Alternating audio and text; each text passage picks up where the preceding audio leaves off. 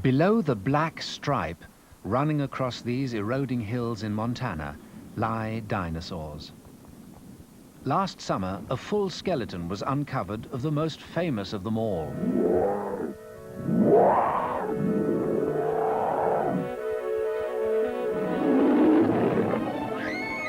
Tyrannosaurus rex, carnivorous tyrant lizard king.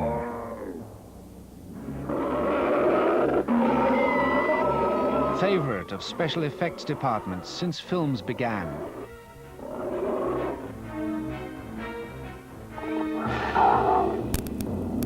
The discovery of Montana is now revealing the real Tyrannosaurus.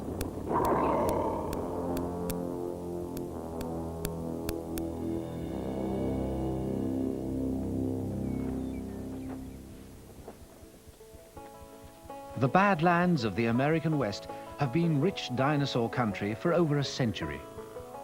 Thousands of bones were found, but only 7 incomplete skeletons of T-Rex. As with today's predators, carnivores' numbers were few, so fossils are rare. Everything we know about this creature has been based on just a few specimens. Then, in 1988, a local ranch owner and amateur fossil hunter, Kathy Wankel, went picnicking in the Montana Badlands. The sun was just right, and it just caught my eye. And we went over and looked, and it was just a little ridge of bones sticking out of the ground. And of course, we were very excited. The more we dug, the larger the bones seemed to be. And I remember I was just shaking, and I said, I made a mega find. You know, one whole bone was a mega find for me. She took all the bones she could find to the Museum of the Rockies at Montana State University. The museum curator recognized them. He said, you better come down to the lab with us. So we went way downstairs through locked doors and everything, which was exciting for us in itself. Kathy Wankel had found the shoulder and arm bones of Tyrannosaurus rex, the first complete forelimb ever collected.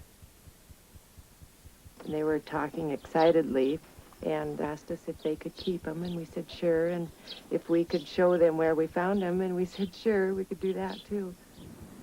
The summer of 1990. The museum crew had found more bones on their first survey and covered them over with protective plaster. Now they've returned to see if the rest of the skeleton is embedded in the side of the hill. The only way to find out is to move the hill.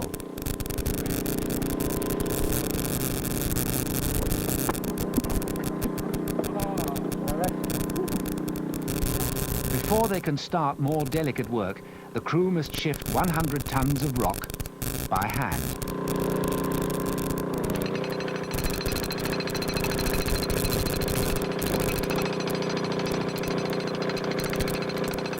A bulldozer could do the job in a few hours.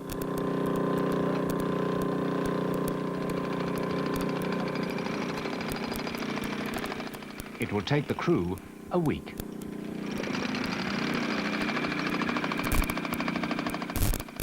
In early June, the temperature is already scorching, over 100 degrees. But this exhausting work already looks promising.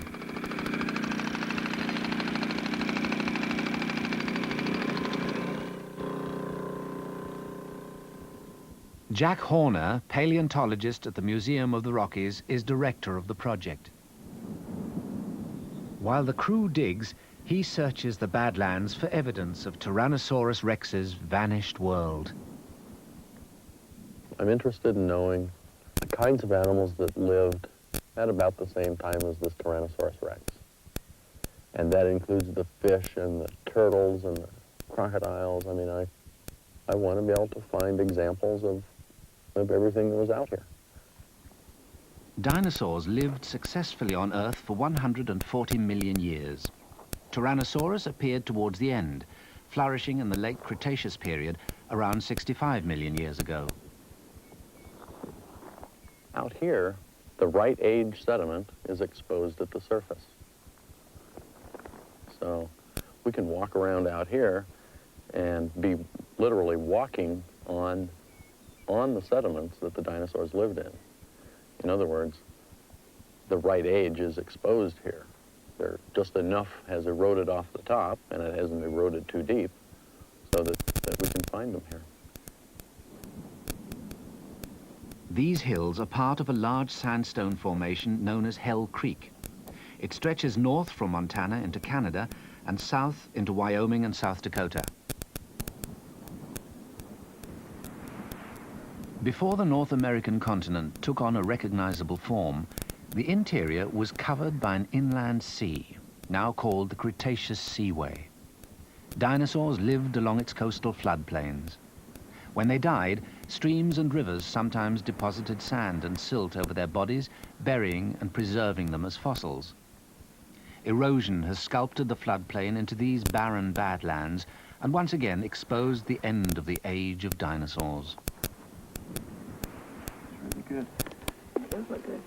Early June, the Montana T-Rex's protective plaster jacket is carefully removed. Soon they'll know how well preserved and how complete it is, and how much it can tell them about its life.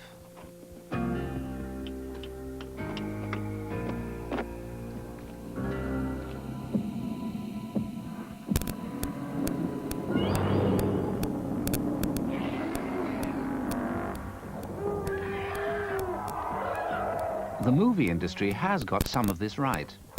The Triceratops was T-Rex's usual prey. It was herbivorous and roamed the plains in large herds. The Triceratops was itself the size of an elephant and well defended against T-Rex's terrible serrated teeth.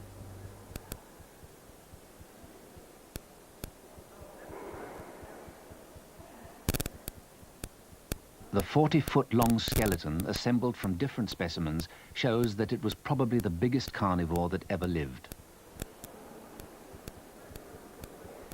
Beyond the basic facts, what is known depends on who is asked. The dinosaur scientist Robert Barker has always had colorful and controversial ideas. Here we have the head of Tyrannosaurus, which is not the head of Godzilla. This head was not designed for biting huge hunks of the Chrysler Building.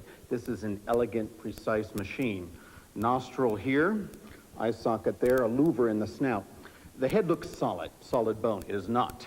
There are hinge points here and here, so the whole head can expand to swallow a huge hunk of meat.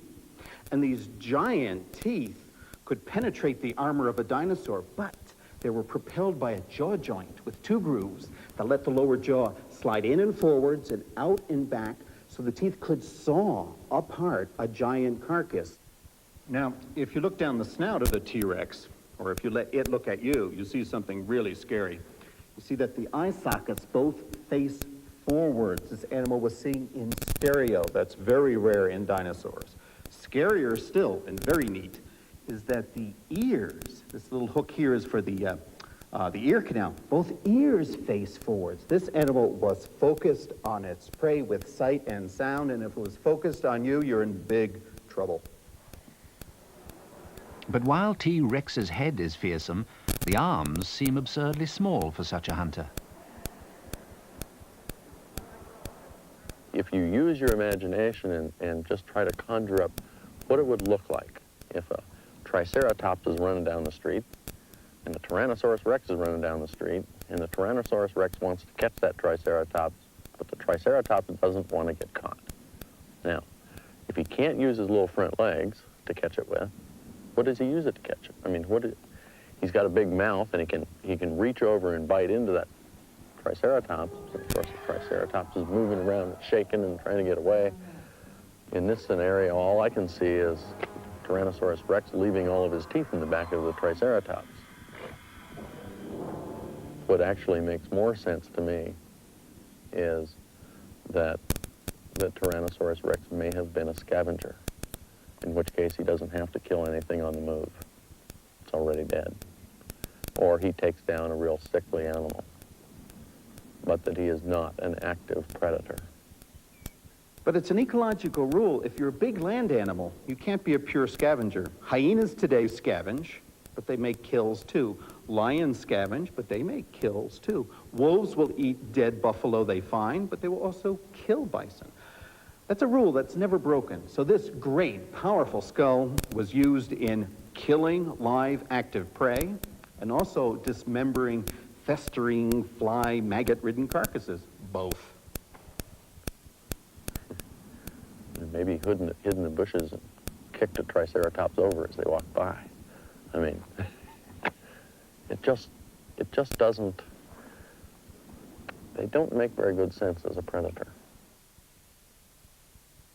Weird people. My thing.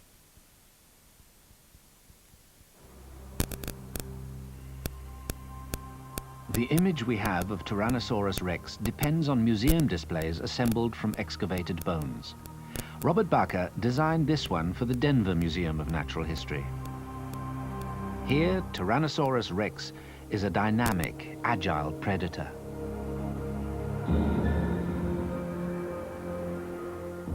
In the Carnegie Museum in Pittsburgh is a very different creature. It's stiff, lumbering, clumsy. This is the first Tyrannosaurus rex ever found in 1902. The name, devised by Henry Fairfield Osborn, instantly caught the public imagination. The static upright image stuck too, but it probably wasn't what Osborn had quite intended.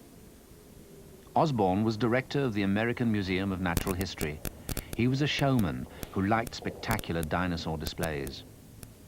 He made scale models of T-Rex in dynamic fight scenes. But the actual fossil bones were far too heavy to mount in these off-balance postures. Osborn was obliged to settle for the static, upright, perhaps unnatural pose.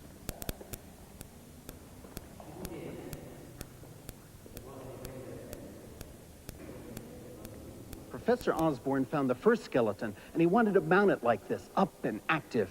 But the engineers couldn't produce the ironwork. We worked with hollow fiberglass casts and could bring Osborn's dream to life.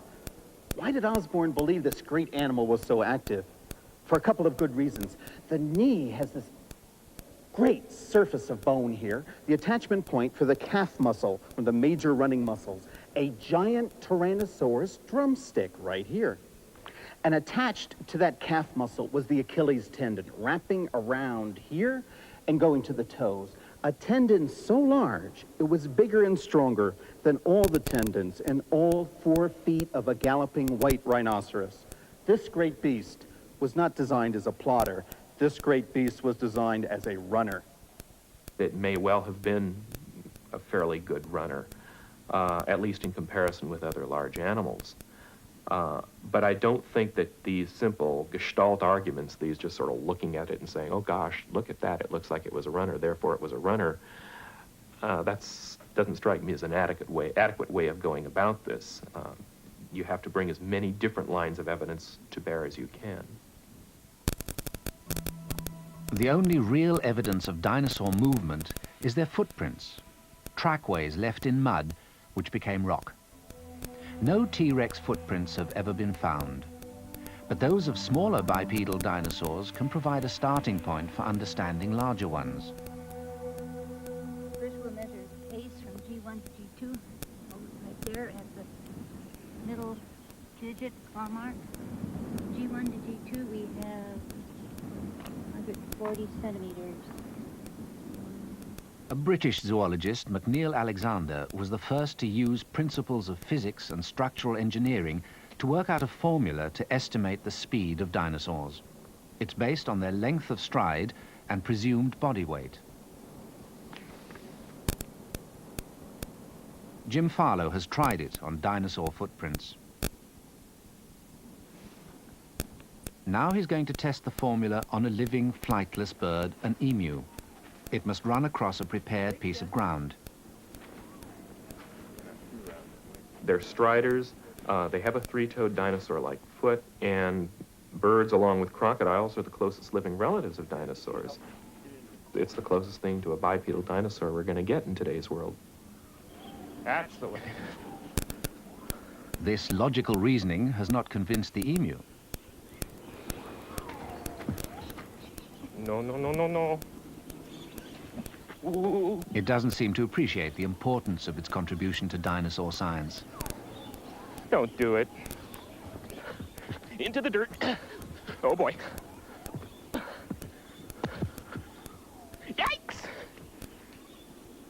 It's not going to work. But eventually it's pointed in the right direction. Okay.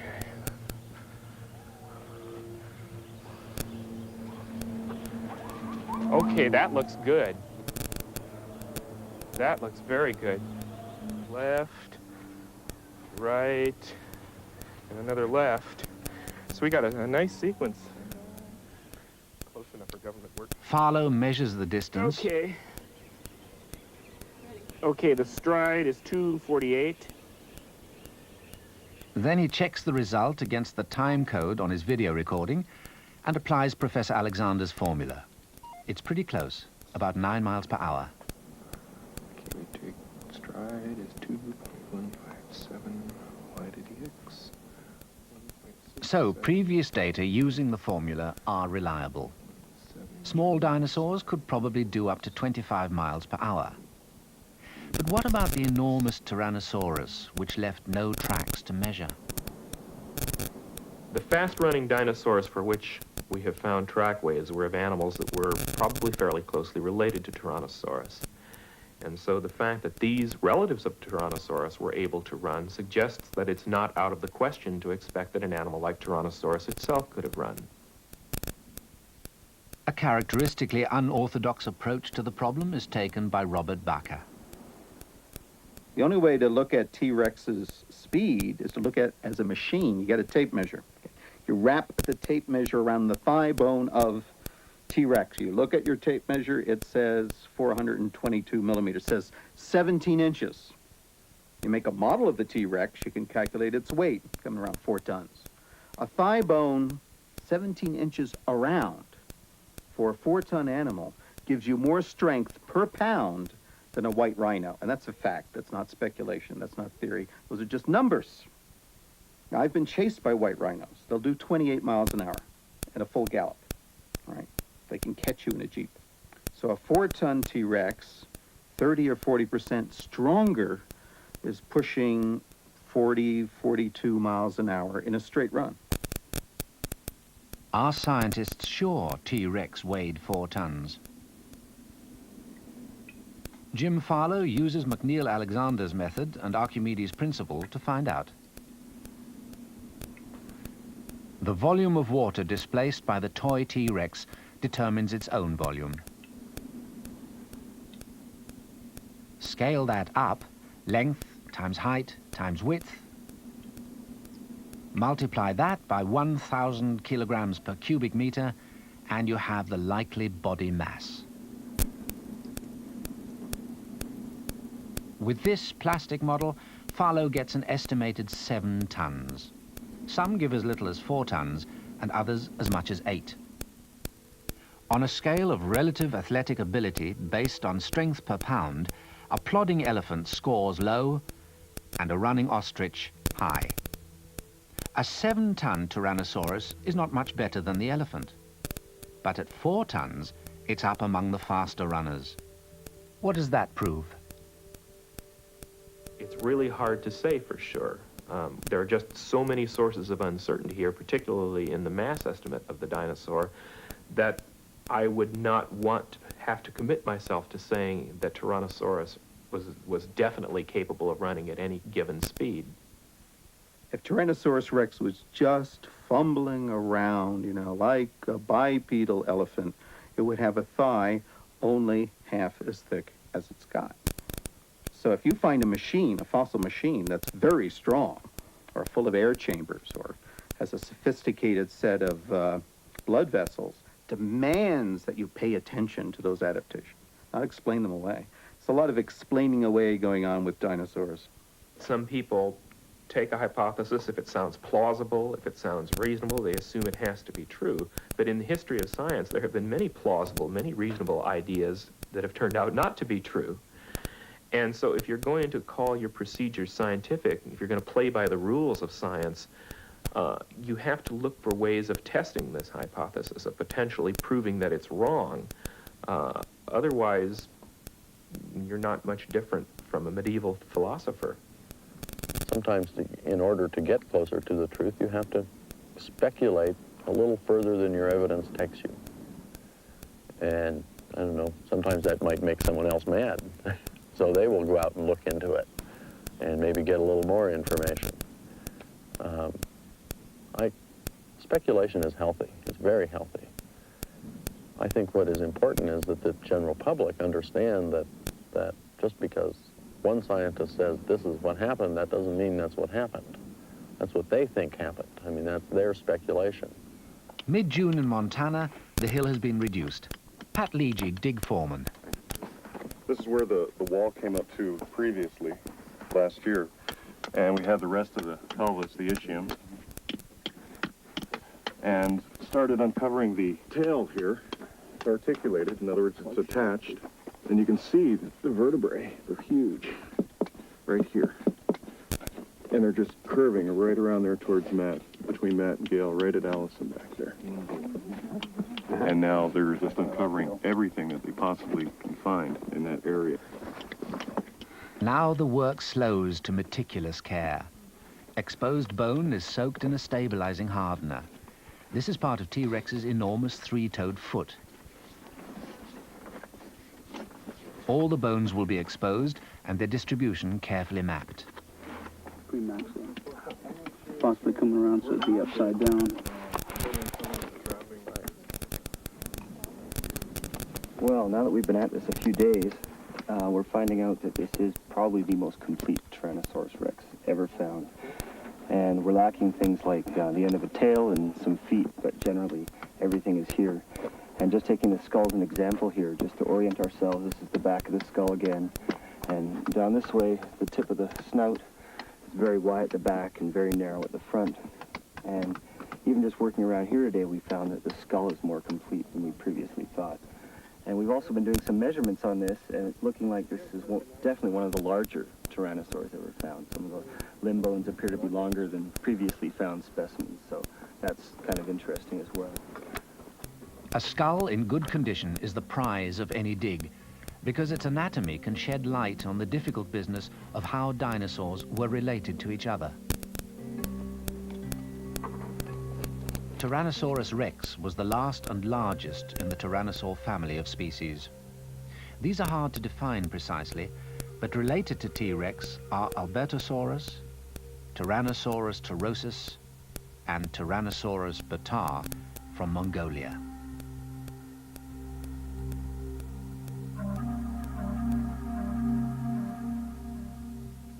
One species is known only from a single skull, 1/8 the size of T-Rex. It may represent an entirely new type of dwarf tyrannosaur that deserves its own classification. Robert Bakker suggested its name, Nanotyrannus, pygmy tyrant. But Nanotyrannus might be a juvenile Tyrannosaurus rex. One way to find out would be to break open the skull to see if the bones are fused, as in adults, or loosely knit, as in an animal whose skull is still growing. But there is a way to look inside a skull which doesn't destroy the specimen. Mike Williams has brought Nanotyrannus from the Cleveland Museum of Natural History to a hospital in Toronto. Andrew Leach, a British paleontologist, helps Nanotyrannus receive a CT or CAT scan.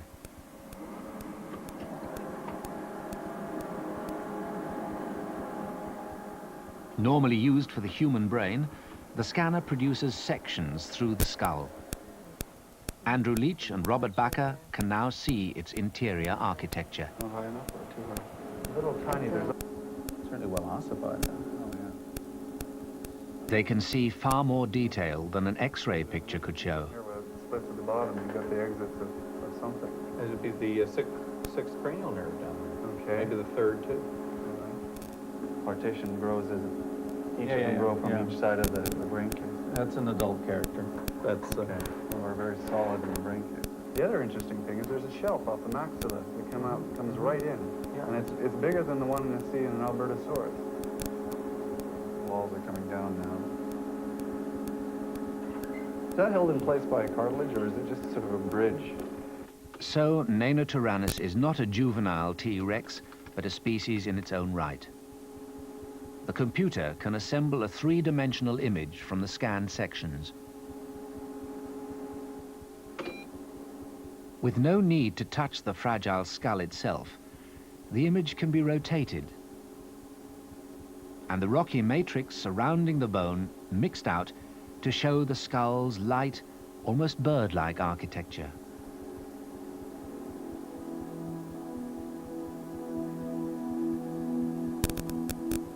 The success of this experiment will be important for the study of Montana's T-Rex.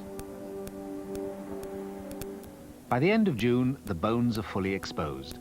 The disposition of the dead animal is clear. It lay on its left side, the neck stretched back in rigor mortis. The skeleton is now embedded in sandstone, so T-Rex probably died in the sandy bed of a stream. After the flesh rotted away, the stream washed some bones out of position. The left arm ended up several feet away. Kathy Wankel found it 65 million years later. The skull broke loose from the neck, disarticulated and rolled against the pelvis. The right leg flipped over and came apart. The left leg is folded underneath the body. The end of the tail and parts of the feet seem to have washed away.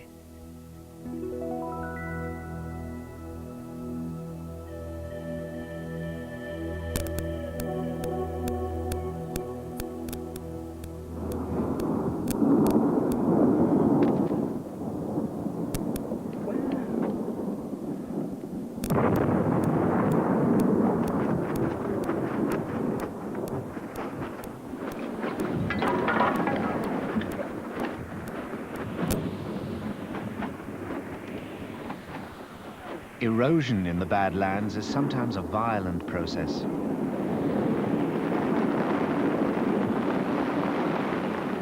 The now vulnerable Tyrannosaurus must be protected.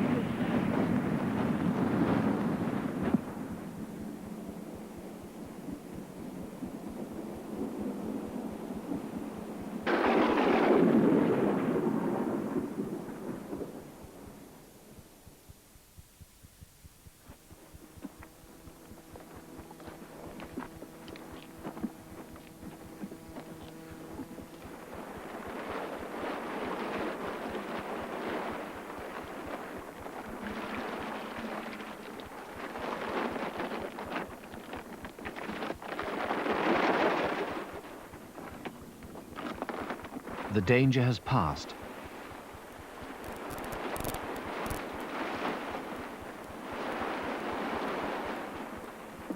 Though there are smaller hazards out here. T-Rex has always attracted publicity. And when the movies came, Tyrannosaurus became a star.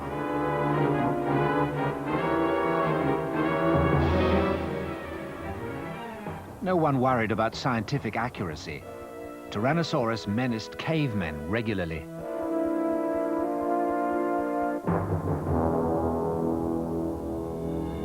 In reality, they missed each other by more than 60 million years.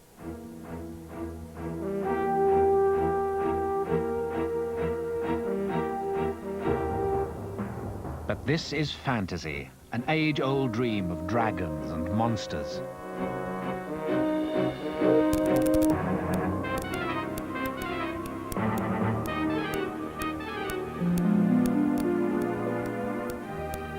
Tyrannosaurus Rex always had personality.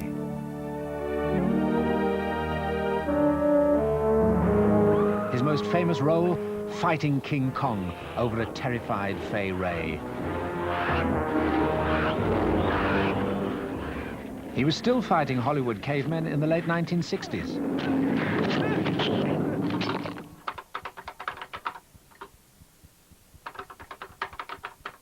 Don Glut studies the popular culture of dinosaurs. He thinks their fascination stems from the nature of the science. Paleontology is really, I think, a combination of two things. It's a combination of science, where we have bones that tell us a great deal, but then a lot of what we know about the animals stems from our own imagination. That's one of the beauties of paleontology. It's not just hardcore science. It's not just something we can measure and look at it under a microscope. We have to try to imagine what these animals were like when they were alive. Our enjoyment of these safely extinct monsters has created a huge industry of toys and entertainment. The best combine fun and good information. Did dinosaurs eat? Some dinosaurs were herbivores. Now that means that they ate only plants. They were harmless creatures with teeth suitable only for chewing soft plant food. Brussels sprout. But some dinosaurs had rows and rows of huge teeth. They were the carnivores. Yeah! That means they ate only meat. Sometimes they ate other dinosaurs. I think I'm gonna be sick. Too much popularity can endanger serious science.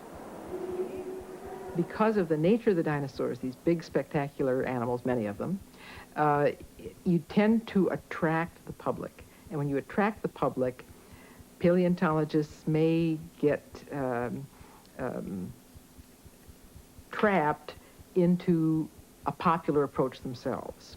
Maybe they don't want to talk about development of muscles when the newspaper comes to them, because the newspaper isn't interested in the development of muscles. They want to know something about, was this animal grabbing its prey and tearing it apart, you know? Dinosaur science does have a bit of an image problem.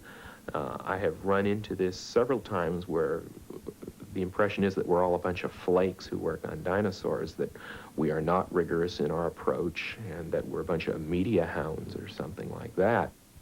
What an incredibly stupid, topsy-turvy world it is when scientists say, if you're entertaining, it's not real science.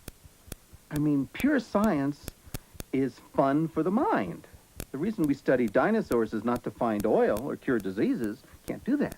The reason we study dinosaurs is because people are interested. The human species is a curious species. People want to know.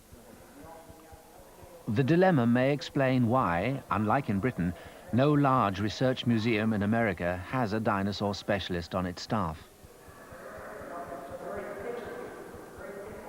It's also true that less spectacular extinct creatures contribute more to the study of paleontology. You have to face the fact that the dinosaur record is not rich. If you're studying Tyrannosaurus rex, for example, you've only got 5 or 6 specimens to study. If I'm studying a fossil rodent from 50 million years ago, I have hundreds of specimens. So from that, you can even if the specimens are incomplete or broken or something, you can get an idea of what the animal was like and what the individual variation was. We don't know what individual variation was in dinosaurs. When you've got just a few specimens, you really don't know. We don't know growth stages for most dinosaurs. We just don't have enough specimens. So part of the problem is that it's a shortage of animals. They're big. They certainly are big, but they're not numerous. The dinosaurs are wonderfully heuristic. They lead you to think about major questions of evolution.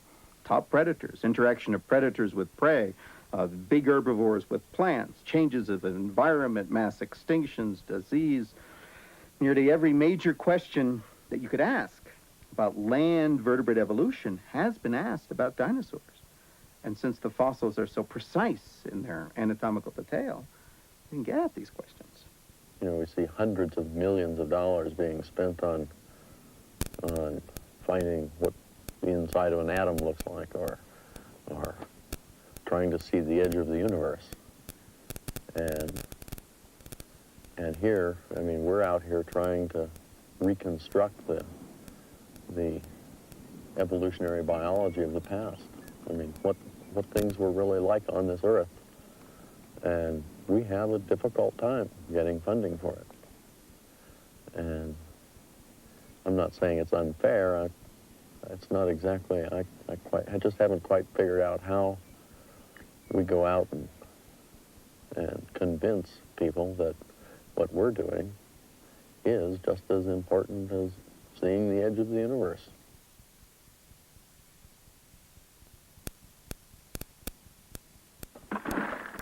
It's early July. The Tyrannosaurus rex dig is in its last week. The rock around the skeleton has been cut back. Large blocks of sandstone still encase the bones. They'll be separated from this matrix back in the museum laboratory.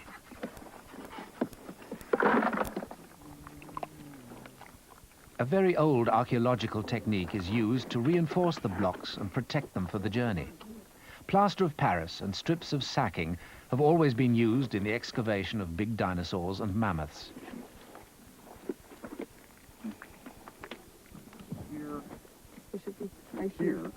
The last stage is to undercut the blocks and load them. The U.S. Army Corps of Engineers has donated its vehicles and expertise for this job.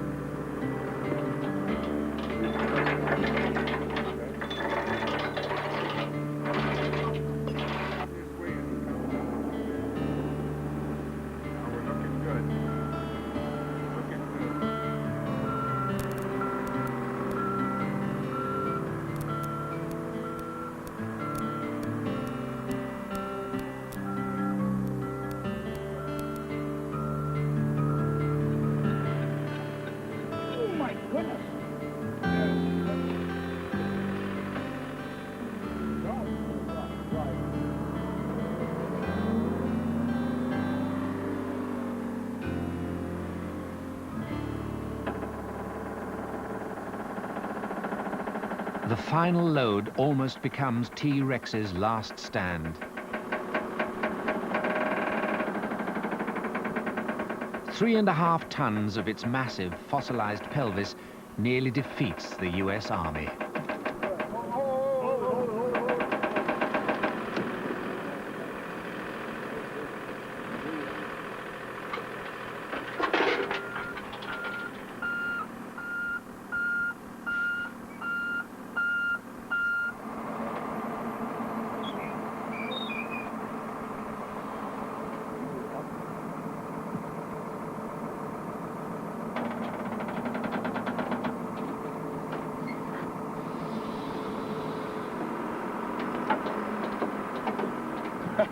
We're going to get you out of here tonight, Pat. All right.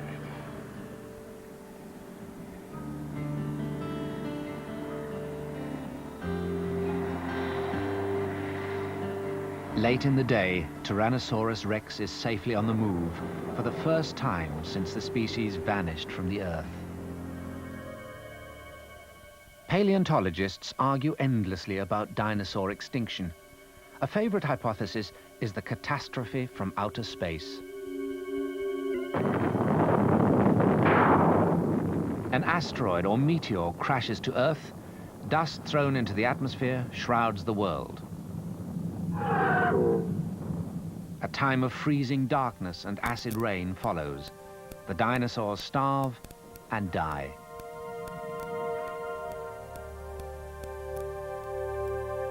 The asteroid would have left a crater 100 times bigger than the mile-wide meteor crater in Arizona.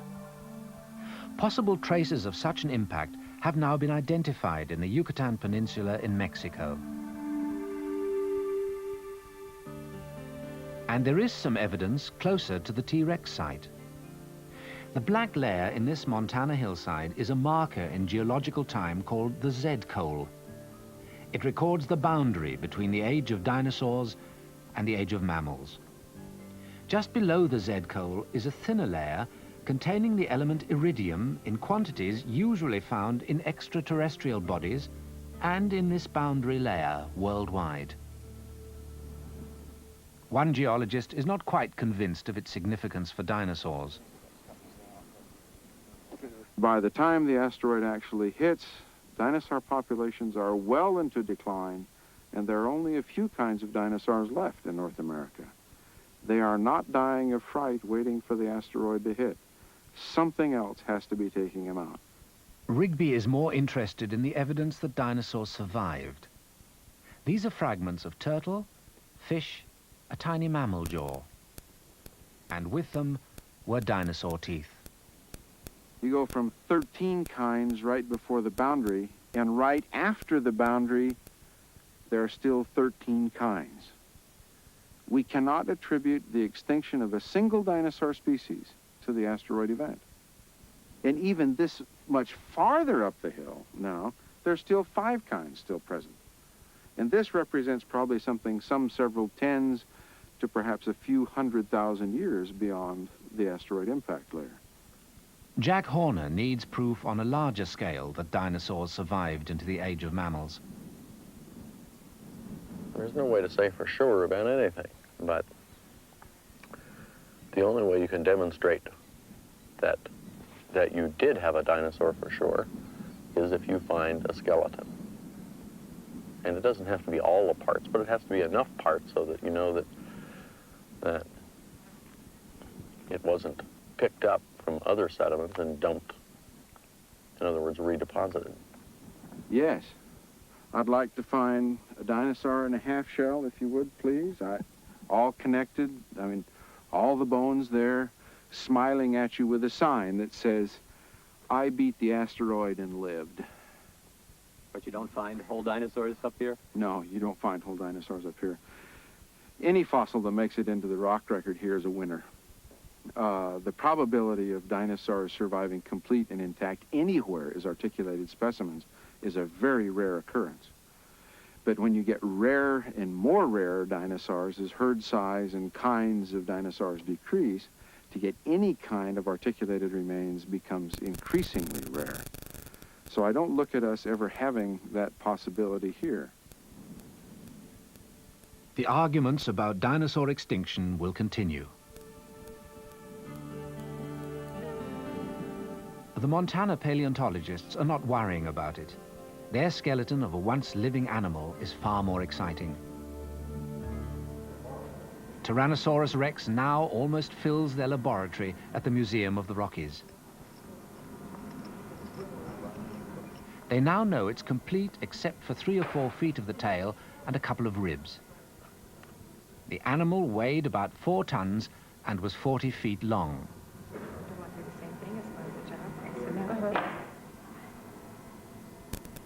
Its usual stance was horizontal, 12 feet high. Analyzing the internal bone structure should confirm the possibility that this was a vigorous and warm-blooded animal. The arm which Kathy Wankel first found has astonished them. It's the same length as a human arm, but incredibly strong. They now know a Tyrannosaurus could lift over 400 pounds in weight. Whether it was a hunter or a scavenger is now even more of a puzzle.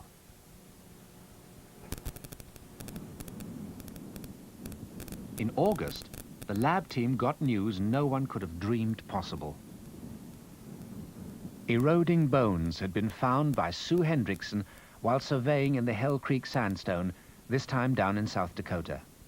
She noticed its femur, 2 articulated vertebrae, and ribs in a rocky outcrop.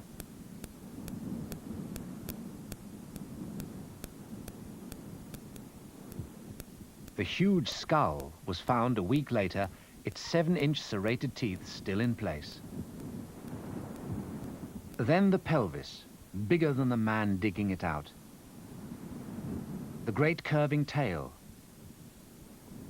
and 1 4.5-foot long femur. The Montana team were delighted.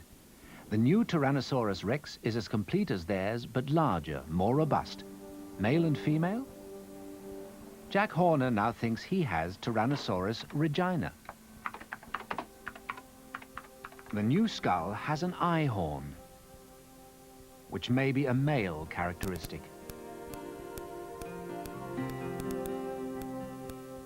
CAT scanning both skulls should answer these questions. But for something this size, a military scanner used for examining Minuteman missile engines will be needed. The barren Hell Creek Formation is now recognized as a vast cemetery of dinosaurs. How many more of the most successful creatures to live on the Earth lie here, awaiting discovery?